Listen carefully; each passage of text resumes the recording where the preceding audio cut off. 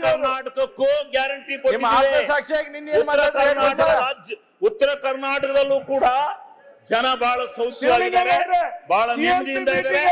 ಆ ಗ್ಯಾರಂಟಿ ಯೋಜನೆಯನ್ನ ಅಕ್ಸೆಪ್ಟ್ ಮಾಡ್ಕೊಂಡು ಆಯ್ತಪ್ಪ, ಯಾರಾದ್ರೂ ಒಬ್ಬ ಫಲಾನುಭವಿತವ ಗ್ಯಾರಂಟಿ ಯೋಜನೆ ತೊಂದರೆದು ಸಿದ್ದರಾಮಯ್ಯ ಸರ್ಕಾರ ಸರಿ ಇಲ್ಲ ಅಂತ ಹೇಳಿ ನೀನ್ ಹೇಳ್ಸಪ್ಪ, ನಿಮ್ ಬಿಡಿ ನಿಮ್ ಬಿಜೆಪಿ ಅವ್ರನ್ನ ಬಾಕಿಯವ್ರು ಹೇಳ್ಸ್ರಪ್ಪ.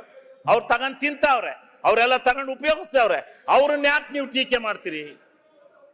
ಗ್ಯಾರಂಟಿ ಯೋಜನೆ ಕೂತ್ಕೊಳ್ರಿ ಸುರೇಶ್ ಗೌಡ್ರ, ನೀವು 4-5 ಜನ ನಾನ್ ಭಾಷಣ ಮಾಡಕ್ಕಿದ್ರೆ ನಿಮಗೆ ದಯವಿಟ್ಟು ಸರ್ವೆ ಶ್ರೀಮಂತರಿಗೆ ಯಾಕೆ ಕೊಡ್ತೀರಾ ನೀವು?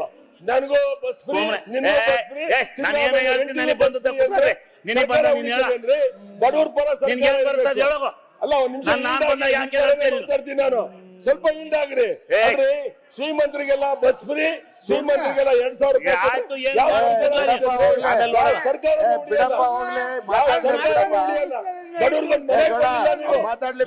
ಮನೆ ಕೊಡಕ್ಕೆ ಯೋಗ್ಯತೆ ಇಲ್ಲ ನಿಮ್ಗೆ. 3 ವರ್ಷ ಆಯ್ತು, ಒಂದು ಗುಂಡಿ ಮುಚ್ಚಕ್ಕೆ ಯೋಗ್ಯತೆ ಇಲ್ಲ. ಕರ್ನಾಟಕ ಅಭಿವೃದ್ಧಿ ಗುಂಡಿ ಮುಚ್ಚೆ ಇರೋದು ಕಾರಣ ಏನು ಅಂತ ಹೇಳ್ತೀನಿ, ಮುಂದೆ ಕಾಯ್ಕೊಂಡಿರಿ, ಹೇಳ್ತೀನಿ ಮುಂದೆ. ಗುಂಡಿ ಮುಚ್ಚೋದಕ್ಕೆ ನಾನು ಮೊದ್ಲೇ ಹೇಳಿದ್ದೀನಿ, ಈ ದೇಶ ಪ್ರಜಾಪ್ರಭುತ್ವ ರಾಷ್ಟ್ರ, ಒಕ್ಕೂಟ ವ್ಯವಸ್ಥೆ,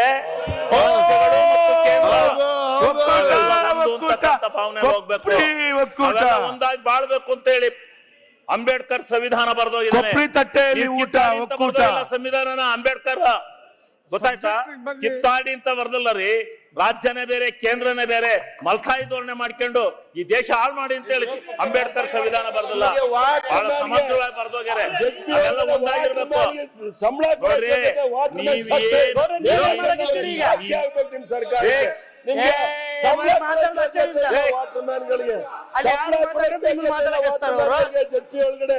ಜೆಪಿ ಒಳಗಡೆ ಸಂಬಳ ಕೊಡೋಕೆ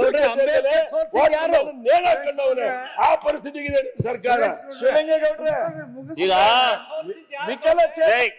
ಇವ್ರೆ ಸ್ವಲ್ಪ ಕೂತ್ಕೊಳ್ರಿ, ನೀವ್ ಮಂಗಳೂರಿನವ್ರು ಸ್ವಲ್ಪ ಕೂತ್ಕೊಳ್ರಪ್ಪ. ನೀವು ಮಂಗಳೂರಿನವರು, ನೀವು ಮಂಗಳೂರಿನವ್ರು ಇದಿರಲ್ಲ, ನೀವು ಮಂಗಳೂರಿನವ್ರು ಒಂದ್ 2-3 ಜನ, ಆ ತುಮಕೂರ ಸುರೇಶ್ ಗೌಡ, ಏನು ನಿಮ್ಗೆ ನಾನು ಎದ್ದು ಬಿಟ್ರೆ ನಿಮ್ಗೆ ಏನಾರ ಇದಿತ್ತ?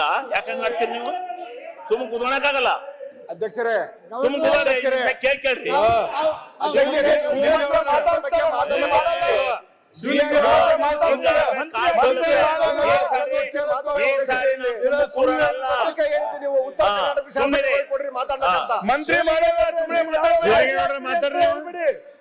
ನೀವ್ ಯಾವಾಗ ಮಂತ್ರಿ ಆಗ್ತೀರಿ ಅಂತ ಹೇಳ್ಬೇಡಿ.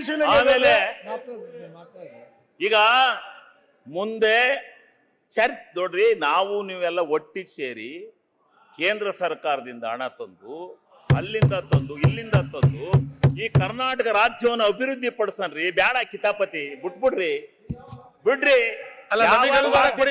ಯಾವ ಪಕ್ಷದಲ್ಲಿ 80% ಸರ್ಕಾರ ನಿಲ್ಸಿ. ಅದ್ ಯಾಕೆ ಹಂಗ ಆಡ್ತೀರಿ? ಸುಮ್ನೆ ಎಲ್ಲಾ ಪಕ್ಷದಲ್ಲಿ ಇದಕ್ಕೊಂಡಿರ್ರಿ, ಸ್ವಲ್ಪ ಏನು ಆಗಲ್ಲ, ಸ್ವಲ್ಪ ಇರಿ ಸಮಾಧಾನವಾಗಿ.